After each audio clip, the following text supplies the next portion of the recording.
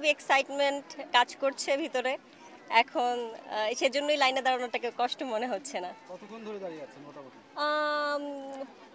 Approximate 1 ঘন্টা হয়ে গেছে। পছন্দের প্রার্থীকে ভোট দেওয়ার জন্য এই কষ্ট হচ্ছে? জি, আসলেই না, এটা একটা ভোটিং আসলে আমাদের রাইটস, সো এই জন্যই আসা। কোনো কষ্ট নাই, পছন্দের প্রার্থী সিলেক্ট করে আনছি, লিখে নিয়ে আসছি কাকে কাকে দিব। 2 দিন ধরে বিশ্লেষণ করছি যে কাকে দেওয়া যায়, পুঙ্খানুপুঙ্খভাবে বিশ্লেষণ করার পরে সিলেক্ট করে 2 দিন আগে লিস্ট করা শেষ। এবং আজকে এই যে দেখছেন তো কীরকম উৎসব মুখর একটা পরিবেশ, খুব আনন্দের সাথে ভোট দিতে আসছি। এই রোদ লাগছে না এখন।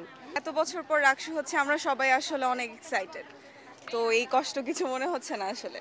সকালবেলা আমাকে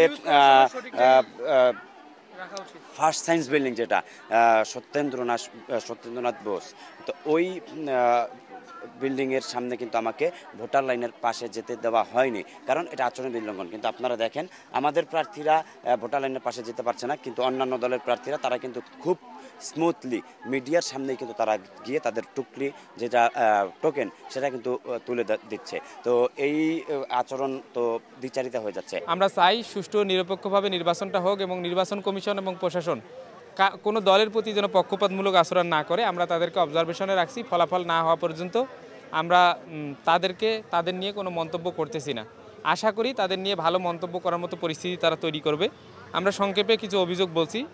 সকালে ভোটের শুরুতেই সিরাজি ভবনে শিক্ষার্থীদের চিরকুট নিয়ে প্রবেশে বাধা দেওয়া হয়, বিশেষ করে আমাদের চিরকুটগুলো। ডিনসে রবীন্দ্র জগদীশচন্দ্র বসু ভবন একাধিক জায়গায় এমন ঘটনা ঘটছে, অথচ নির্বাচন কমিশন থেকে বলা হয়েছিল যে চিরকুট নিয়ে যেতে পারবে। 2 ছাত্রদল আধিপত্যবাদ বিরোধী ঐক্য প্যানেলের অনেকেই 100 গজের ভিতরে গিয়ে চিরকুট প্রদান করে ভোটারদের ম্যানিপুলেট করেছে। 100 গজের ভিতরে কারো যাওয়ার অনুমতি ছিল না। 3 ছাত্রদল নিয়মের তোয়াক্কা না করে খালেদা জিয়া হল, হবিবুর রহমান হলের ভোট কেন্দ্রের পাশে কয়েকটা বুথ স্থাপন করেছে, অথচ বুথ স্থাপন করার অনুমতি ছিল না। 4 ক্যাম্পাসে ছাত্রদল, যুবদল ও বিএনপির বহিরাগতরা অনেকেই প্রবেশ করছে। আপনারা গতকালও দেখেছেন তাদের কেন্দ্রীয় সাংগঠনিক সম্পাদক সহ আজকেও অনেকে যারা ভোটার এবং প্রার্থী না তারাও আসতেছে। এবং তারা ছাত্রদলের কেন্দ্রীয় সাংগঠনিক সম্পাদক ক্যাম্পাসে বসে থেকেই গুজব ছড়াচ্ছেন, অথচ তিনি এই ক্যাম্পাসের ছাত্রও না, এই ক্যাম্পাসের ভোটারও না।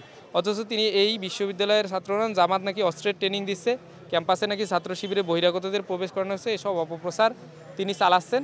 আমরা আশা করি তিনি যেহেতু বাইরের স্টুডেন্ট, রাকসু নির্বাচনের গুজব ছড়িয়ে তিনি যেন পরিবেশ নষ্ট না করে। গতকাল রাতে নীতিমালা ভঙ্গ করে দেয়াল লিখন হয়েছে, বহিরাগতদের প্রশাসন নিশ্চুপ রয়েছে এই ব্যাপারে আমরা অভিযোগ করার পরও। 6 শিক্ষার্থীরা ভোট কেন্দ্রে এসে নির্বিঘ্নে ভোট দিচ্ছেন। নির্বাচন সুষ্ঠু করতে যে অনিয়ম বা নীতিমালা ভঙ্গ করেছে তাদের বিষয়ে উদ্যোগ নেওয়া প্রশাসনকে আমরা আহ্বান জানাই এবং শিক্ষার্থীদের আহ্বান জানাই। 35 বছর পর, সুদীর্ঘ অপেক্ষার পর এবং 4বার নির্বাচন পেছানোর পর যে নির্বাচন অনুষ্ঠিত হচ্ছে, এটা অবশ্যই আমাদের জন্য উচ্ছ্বাসের ব্যাপার। আপনারা সবাই আসুন, ভোট প্রদান করুন, আপনাদের যোগ্য প্রতিনিধি নির্বাচন করুন।